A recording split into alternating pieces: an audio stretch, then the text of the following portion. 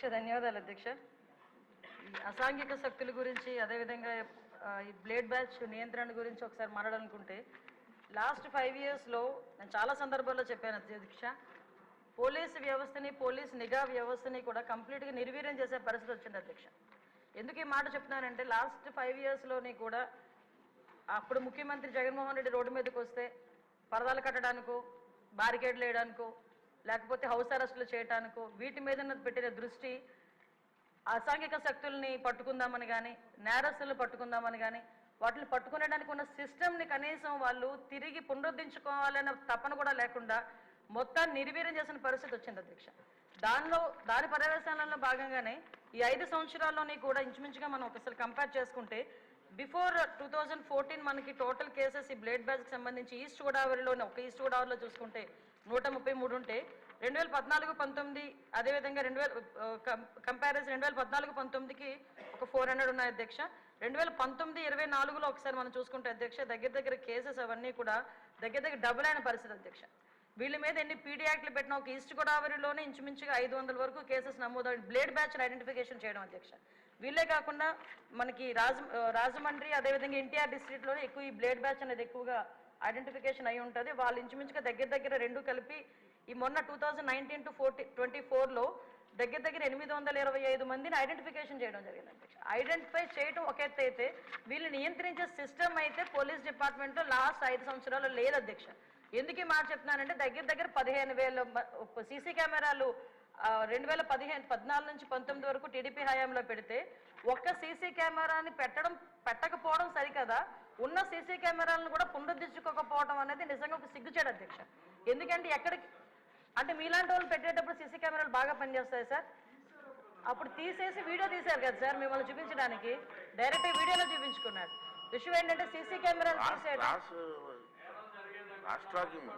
CC కెమెరాలు పునరుద్ధరించుకోకపోవడం ఒక ఎత్తు అయితే కనీసం మనం ఒక క్రిమినల్ని పట్టుకున్న తర్వాత అతని క్రిమినల్ బ్యాక్గ్రౌండ్ మనం చెక్ చేయడానికి automated finger print identification system అని చెప్పి అది కూడా చంద్రబాబు నాయుడు గారి హయాంలో మనం పెట్టడం జరిగింది. దాన్ని కూడా డబ్బులు కట్టగా దాన్ని కూడా కంప్లీట్గా నిర్వీర్యం చేసిన పరిస్థితి అధ్యక్ష. అవే కాకుండా మనకి ఇంతకు ముందు ఏదైనా ఈ బ్లేడ్ బ్యాచ్ కానీ ఎవరైనా అసాంఘిక శక్తులు ఎక్కడైనా ఊర్లలో వెళితే ఆ హౌసెస్ దగ్గర కూడా మానిటరింగ్ చేసేవాళ్ళం అధ్యక్ష. ఇంచుమించుగా వాటికి సంబంధించి ఎల్హెచ్ఎంఎస్ అని చెప్పి దాని ద్వారా కూడా లాక్డ్ హౌసెస్ ఏదైతే ఉందో అక్కడ కూడా మానిటరింగ్ ఏర్పాటు చేసి అక్కడ సీసీ క్యామ్స్ ఏర్పాటు చేసుకుని వాళ్ళు వచ్చేటంత వరకు భద్రత కల్పించడం, అంటే మామూలు మైన్యూర్ లెవెల్ వరకు కూడా పోలీసింగ్ వెళ్ళి వాళ్ళు భద్రత కల్పించే పరిస్థితులు లాస్ట్ గవర్నమెంట్లో ఉండేది. ఈ గవర్నమెంట్ ఎప్పుడైతే నిర్వీర్యం చేసిందో పోలీసు వ్యవస్థని మీరు అన్నట్టుగా మొత్తం అరాచక శక్తులు అసాంఘిక శక్తులు అరాచక శక్తులు అంటే ఇందాక మేడం గౌరవ ఎమ్మెల్యేగా చెప్పినట్టు ఎవరో బ్లేడ్ బ్యాచ్ అనో ఇంతకుముందు ఎక్కడి నుంచో వచ్చారు, పై దేశాల నుంచి వచ్చారు, పై రాష్ట్రాల నుంచి వచ్చారు, బీహార్ బ్యాచ్ అక్కడ బ్యాచ్ ఇక్కడ బ్యాచ్ అనుకునే వాళ్ళు. ఇప్పుడు అలా కాదు, అది ఆ బ్యాచ్ ఈ బ్యాచ్ కాదు, వైసీపీ బ్యాచ్ అన్నట్టుగా అసాంఘిక శక్తులు ఎక్కువగా అయిపోయి ఈరోజు కనీసం రాముల్లో గుడికి భద్రత లేదు, బడికి భద్రత లేకుండా అయిపోయింది అధ్యక్ష. లాస్ట్ 5 సంవత్సరాలు కూడా బడిలోనున్న అక్కడికి వెళ్ళి అసాంఘిక కార్యకలాపాలు, ఈవెన్ ఒక రోజు స్కూల్ లాక్ చేసి ఉంటే అక్కడికి వెళ్తే సోమవారం మార్నింగ్ అక్కడికి స్కూల్ ఓపెన్ చేస్తే బీరు బాటిళ్ళు అక్కడ కైనీ ప్యాకెట్లు అవి కనిపించే పరిస్థితి. అలా అదేవిధంగా గుడిలోకి వెళ్తే గుడి విగ్రహాలను ఎత్తుకుపోయే పరిస్థితి లాస్ట్ 5 సంవత్సరాలు చూసాం అధ్యక్ష. ఒకటి అధ్యక్ష, ఈరోజు ఈ గంజాయి గురించి చెప్పారు అధ్యక్ష. ఈ గంజా లాస్ట్ 5 yearsలో కూడా కంప్లీట్గా వదిలేశారు అధ్యక్ష. ఎంత దారుణంగా వదిలేశారంటే అంటే ఈ ఇష్యూ ఇక్కడ కూడా ప్రస్తావించాలి కాబట్టి చెప్తున్నా. ఎక్సైజ్ డిపార్ట్మెంట్కి ఇంతకుముందు ఒక పవర్ ఉండేది అధ్యక్ష, గాంజాని డిస్ట్రాయ్ చేయడానికి కానీ గాంజా మొక్కల్ని ధ్వంసం చేయడానికి కాల్చడానికి వాళ్ళకి ఒక సిస్టమ్ ఉండేది అధ్యక్ష. దీన్ని ఎప్పుడైతే సెబ్కి ఇచ్చారో ఈ ఎక్సైజ్ డిపార్ట్మెంట్కి వాళ్ళకి కూడా అటువంటి పరిస్థితి ఏమీ లేదు.